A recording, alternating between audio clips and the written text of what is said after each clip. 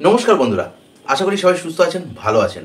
আমি আপনাদের বন্ধু ডক্টর রাজদীপ মণ্ডল, আপনাদের চ্যানেল বাংলা হোমিও হেলথের পক্ষ থেকে সবাইকে শুভেচ্ছা জানাই। বন্ধুরা, আজকের বিষয়ে উচ্চ রক্তচাপ অর্থাৎ হাই ব্লাড প্রেশারকে কিভাবে হোমিওপ্যাথিক ওষুধ দ্বারা 90% নিয়ন্ত্রণ করা যায়। আপনাদের মধ্যে অনেক বন্ধুই আবেদন রেখেছিলেন যে হাই ব্লাড প্রেশারের উপরে একটি আলোচনা আনার জন্য, তাই আজকের বিষয়টা বেছে নিলাম এই হাই ব্লাড প্রেশারকে। বন্ধুরা, বর্তমানে বাড়ির শুধুমাত্র বয়স্করা নয়, তার সাথে সমানভাবে পাল্লা দিয়ে অল্প বয়সীরাও কিন্তু উচ্চ রক্তচাপ অর্থাৎ হাই ব্লাড প্রেশারে আক্রান্ত হচ্ছেন। সেই কারণে আজ আপনাদেরকে এমন দুইটি হোমিওপ্যাথিক ওষুধের কথা বলবো, যে দুটি ঠিকমতো ভাবে ঠিক নিয়মে যদি ব্যবহার করতে পারেন, তাহলে আপনারা 90% অবশ্যই আপনার ব্লাড প্রেশারকে নিয়ন্ত্রণ করতে পারবেন। এবং সেই সাথে জানবো এই উচ্চ রক্তচাপ কী এবং এর পিছনে কারণ কী এবং সেই সাথে কী কী লক্ষণ দেখা দিয়ে থাকে, সবই আজ বিশদে আলোচনা করব। যদি আপনারা আপনাদের উচ্চ রক্তচাপকে নিয়ন্ত্রণে রাখতে চান, আর যদি এখনও আপনার এই উচ্চ রক্তচাপের জন্য কোনো ওষুধ গ্রহণ না করে থাকেন, ভাবছেন ওষুধ গ্রহণ এবার শুরু করবেন, তাহলে আপনাদেরকে বলবো বন্ধুরা, আপনারা আজকের থেকে হোমিওপ্যাথিক ওষুধ খাওয়া শুরু করুন এই উচ্চ রক্তচাপের জন্য। এতে করে কি হবে না, এই উচ্চ রক্তচাপের জন্য ব্যবহৃত এই হোমিওপ্যাথিক ওষুধগুলি আপনাকে কোনো ক্ষতি ছাড়া অর্থাৎ পার্শ্ব প্রতিক্রিয়াহীনভাবে আপনার উপর কাজ করে আপনাকে সুস্থ রেখে দেবে। তাই বন্ধুরা, আজ থেকে যদি হোমিওপ্যাথিক ওষুধকে গ্রহণ করতে শুরু করেন আপনার উচ্চ রক্তচাপের জন্য, তাহলে আপনারা ভীষণভাবে উপকৃত হবেন। তাই বন্ধুরা, আজকে ভিডিওটি খুবই ইনফরমেটিভ হতে চলেছে। আশা করব আপনারা ভিডিওটি স্কিপ না করে সম্পূর্ণ দেখবেন, যদি আপনারা আপনাদের উচ্চ রক্তচাপকে নিয়ন্ত্রণে রাখতে চান। তাহলে যদি আজকে আলোচনা আপনাদেরকে উপকৃত করে থাকে বন্ধুরা, তাহলে অবশ্যই একটি লাইক করুন এবং সেই সঙ্গে অনেক করে শেয়ার করুন, যাতে অন্যরাও উপকৃত হতে পারে। আর যে সমস্ত বন্ধুরা এখনও পর্যন্ত চ্যানেলটিকে সাবস্ক্রাইব করেনি, সেই সমস্ত বন্ধুদের কাছে একান্তভাবে অনুরোধ, চ্যানেলটি তাদের সাবস্ক্রাইব করে দিন এবং সেই সঙ্গে বেল আইকন অন করে দিন। চলুন আজকে আলোচনা শুরু করা যাক। উচ্চ রক্তচাপ বা হাই ব্লাড প্রেশার, যাকে মেডিকেল ভাষায় আরেকটি নামে ডাকা হয়, সেটা হচ্ছে কি হাইপার টেনশন। একটা সময় বয়স 40 পেরোলে উচ্চ রক্তচাপের একটা চোখ রাঙানি দেখা যেত। ইদানিং অনেক অল্প বয়সের যুবক যুবতীরাও কিন্তু এই সমস্যার শিকার হচ্ছেন। স্ট্রেস, অতিরিক্ত উদ্বেগ, অ্যাংজাইটি যাকে বলে, কিছু ক্ষেত্রে কিডনির অসুখ, লিভারের সমস্যা থেকে কি হচ্ছে না, উচ্চ রক্তচাপ শরীরে বাসা বাঁধতে শুরু করেছে। যদি আপনি আপনার উচ্চ রক্তচাপকে অবহেলা করেন, তাহলে কিন্তু এই উচ্চ রক্তচাপ আপনাকে ভীষণভাবে ক্ষতি করতে পারে। যেমন হচ্ছে স্ট্রোক করে দিতে পারে, হার্ট ফেলিওর করতে পারে, কিডনিকে নষ্ট করে দিতে পারে, এরকম সমস্যা কিন্তু আপনার সঙ্গে ঘটাতে পারে। তাই বন্ধুরা, আজ থেকে সাবধান হন। যদি দেখেন যে আপনার প্রেশারটা হাইয়ের দিকে আছে, অর্থাৎ আপনি যখন মাপছেন আপনার ব্লাড প্রেশারকে দেখছেন যে নর্মাল থাকার কথা তার তুলনায় বেশি থাকছে, বা আজ বেশি কাল কম, দুদিন বেশি দুদিন কম, এইভাবে ফ্ল্যাকচুয়েট হচ্ছে, তার মানে বুঝতে হবে আপনি প্রি হাইপারটেনশন স্টেজে আছেন। যখন তখন আপনি পুরোপুরিভাবে হাইপার টেনশনের মধ্যে ঢুকে যাবেন। তাই বন্ধুরা, এই অবস্থা থেকে নিজেদেরকে সাবধান করতে শুরু করুন, না হলে কিন্তু এই ধরনের সমস্যা কিন্তু আপনার সঙ্গে ঘটে যেতে পারে। উচ্চ রক্তচাপ অর্থাৎ হাই ব্লাড প্রেশার, এটা হচ্ছে কি না কার্ডিওভাস্কুলার ডিজিজ। অর্থাৎ এই কার্ডিওভাস্কুলার ডিজিজ কি না হার্ট এবং সেই সাথে ব্লাড আর্টারি, তাদের একটা ডিজিজ কন্ডিশন, যা আপনাকে হাই ব্লাড প্রেশারের দিকে চিহ্নিত করে থাকে।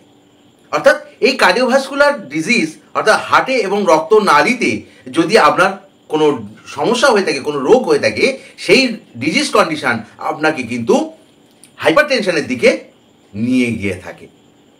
একটি সুস্থ স্বাভাবিক মানুষের রক্তচাপ 120/80 মিলিমিটার বা মার্কারি এর আশেপাশে থাকে। এই স্বাভাবিক রক্তচাপ যখন বেড়ে যায়, অর্থাৎ 120-র উপরে এবং 80-র উপরে যখন হয়ে যায়, তখন সেই অবস্থাকে বলা হয়ে থাকে কি উচ্চ রক্তচাপ বা হাই ব্লাড প্রেশার বা hyper tension. 120/80 millimetre of mercury এর যে প্রথম সংখ্যা অর্থাৎ 120, এই 120 হচ্ছে কি না সিস্টোলিক ব্লাড প্রেশার বোঝায়।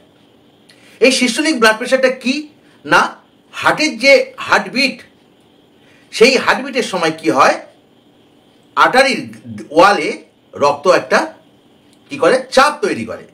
সেই চাপটাকে বলা হয়ে থাকে কি, সিস্টোলিক ব্লাড প্রেশার। আর দ্বিতীয় সংখ্যা অর্থাৎ 80, এই 80কে বলা হয় ডায়াস্টোলিক ব্লাড প্রেশার। এই ডায়াস্টোলিক ব্লাড প্রেশারটা কি না, হার্টের পরপর দুইটি বিটকে অর্থাৎ হার্টবিটের মধ্যবর্তী সময়ে ব্লাড আর্টারির দেয়ালে অর্থাৎ ব্লাড আর্টারির ওয়ালে যে প্রেশার ক্রিয়েট করে ব্লাড, সেই প্রেশারটাকে বলা হয়ে থাকে কি, ডায়াস্টোলিক ব্লাড প্রেশার। শারীরবৃত্তীয় কারণে বিভিন্ন মানুষের কিন্তু বিভিন্ন রক্তচাপ হয়ে থাকে, বিভিন্ন মাত্রায় হয়ে থাকে। তাই একজনের ক্ষেত্রে কম বা বেশি, অন্যজনের ক্ষেত্রে সেটি স্বাভাবিকও কিন্তু হতে পারে। অর্থাৎ কি বলতে চাইছে না, ধরুন আমার ব্লাড প্রেশার ওপরে 90, নিচে 70, এইভাবে আমি থাকি। অন্যজনের ক্ষেত্রে তার প্রেশার 120/80, তাহলে আমি কি লো ব্লাড প্রেশারের রোগী? না, এটা যদি কন্টিনিউ এইভাবে থাকে তাহলে এটাই হচ্ছে আমার স্বাভাবিক প্রেশার, আর ওনার ক্ষেত্রে ওটা হচ্ছে স্বাভাবিক প্রেশার।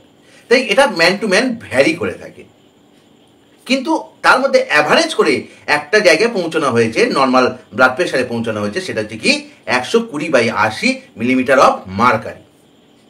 আশা করি এই জায়গাটা আপনাদের পরিষ্কার হলো। তাই বলা হচ্ছে কি না, 90/60 মিলিমিটার অফ মার্কারি থেকে 120/80 মিলিমিটার অফ মার্কারি, এই সীমার মধ্যে রক্তচাপকে স্বাভাবিক রক্তচাপ বলা হয়ে থাকে। সাধারণভাবে কারোর উচ্চ রক্তচাপ আছে এটা বলা হয় তখনই যখন একজন পূর্ণবয়স্ক ব্যক্তির রক্তচাপের মাত্রা 140/90 মিলিমিটার অফ মার্কারির বেশি থাকে, এবং একজন 80 বছর ও তার বেশি বয়স্ক ব্যক্তির রক্তচাপ 150/90 মিলিমিটার অফ মার্কারির চেয়ে বেশি থাকে, তখন বলা হয় সেই ব্যক্তি হাইপার টেনশনে আক্রান্ত হয়েছেন। আশা করি এই পর্যন্ত আপনারা ভালোভাবে বুঝতে পারলেন। তো বন্ধুরা, এবার জানা যাক যে এই উচ্চ রক্তচাপ দেখা দেওয়ার পিছনে কারণ কি আছে। এমন অনেকগুলি কারণ রয়েছে যা আপনাকে উচ্চ রক্তচাপের ঝুঁকিতে রেখে দেয়। তার মধ্যে হচ্ছে কি না, বসে থাকা জীবনযাত্রা, অর্থাৎ কোনো শারীরিক পরিশ্রম না করা, শারীরিক শরীরচর্চা না করা, বসে বসে দিন যাপন করা।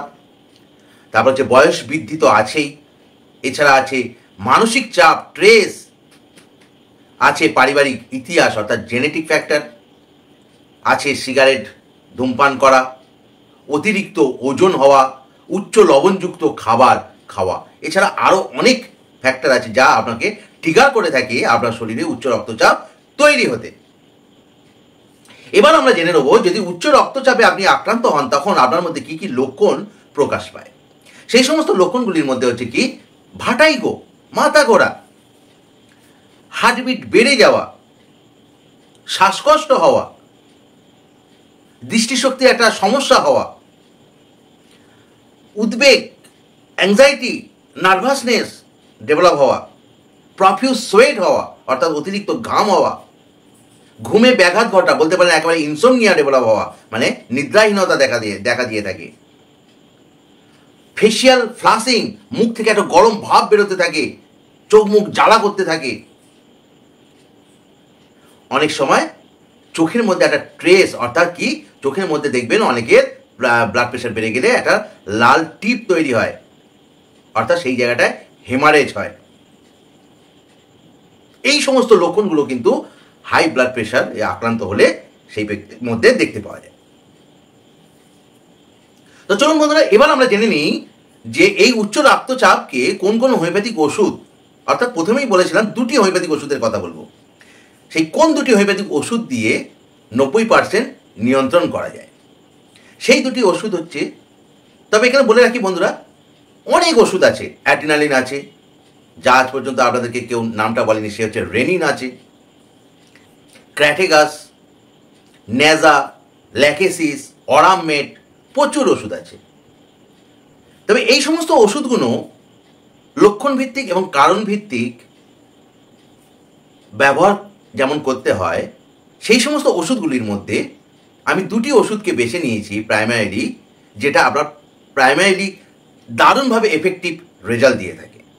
সেই দুটি ওষুধ হচ্ছে কি রাউলফিয়া সার্পেন্টিনা আর হচ্ছে কি গ্লোনোইন। এই রাউলফিয়া সার্পেন্টিনা মাদার টিনচার এবং গ্লোনোইন 200 পোটেন্সি ব্যবহার করতে হবে।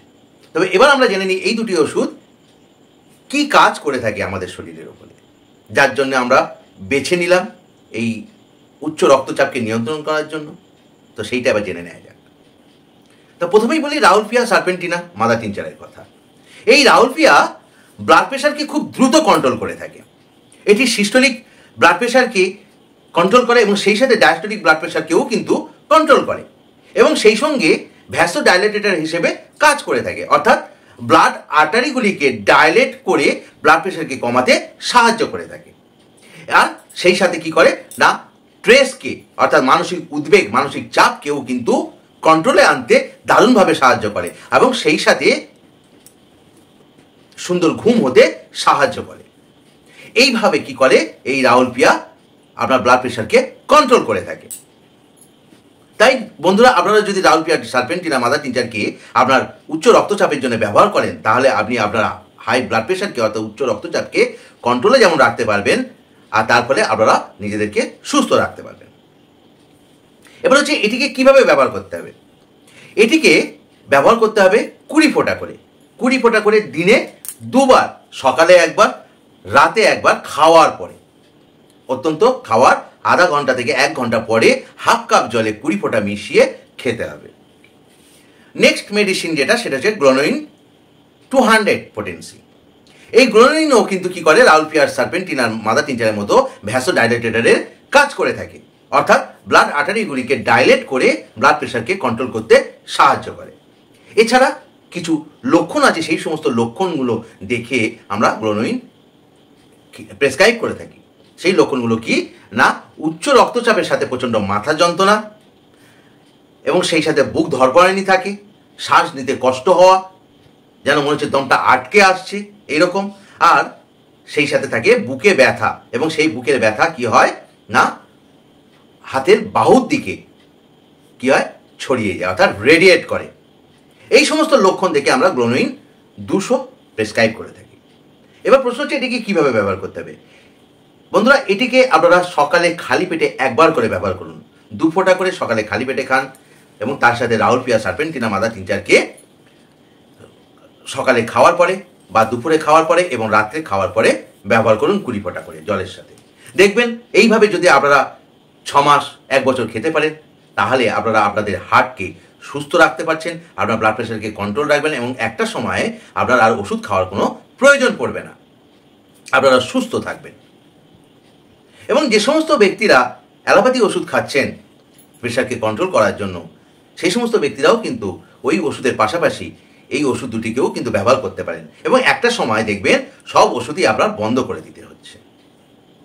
তো ওকে বন্ধুরা, আশা করি এতক্ষণ হাই ব্লাড প্রেশারের জন্য যে হোমিওপ্যাথিক ওষুধ ব্যবহার করতে হবে তার সম্পর্কে যা বললাম, আশা করি আপনারা বুঝতে পারলেন, অর্থাৎ আপনারা খুব ভালোভাবে বুঝতে পেরেছেন। তো বন্ধুরা, অন্যান্য ভিডিওর মতো শেষে সেই একটা কথাই বলবো, যদি এই দুটি ওষুধ আপনার প্রয়োজন হয় তাহলে নিজেরা ব্যবহার করবেন না, ব্যবহার করার আগে অত্যন্ত স্ক্রিনে দেওয়ার নাম্বারের মাধ্যমে আমার সাথে যোগাযোগ করে কথা বলে তবেই গ্রহণ করবেন। তো ওকে বন্ধুরা, এতক্ষণ যে বিষয় নিয়ে আলোচনা করলাম আশা করি আপনাদেরকে উপকৃত করতে পেরেছি। আশা করব আমার কথা আপনাদের ভালো লেগেছে। যদি ভালো লেগে থাকে বন্ধুরা, তাহলে অবশ্যই একটি লাইক করুন, সেই সঙ্গে অনেক অনেক করে শেয়ার করুন আর কমেন্ট করুন বন্ধুরা। আর যে সমস্ত বন্ধুরা এখনও পর্যন্ত চ্যানেলটিকে সাবস্ক্রাইব করেনি, সেই সমস্ত বন্ধুদের কাছে একান্ত অনুরোধ চ্যানেলটি সাবস্ক্রাইব করে দিন এবং সেই সঙ্গে বেল আইকন অন করে দিন। সবাই ভালো থাকুন, সুস্থ থাকুন। জয়তু হ্যানিম্যান, জয়তু হোমিওপ্যাথি। ধন্যবাদ বন্ধুরা।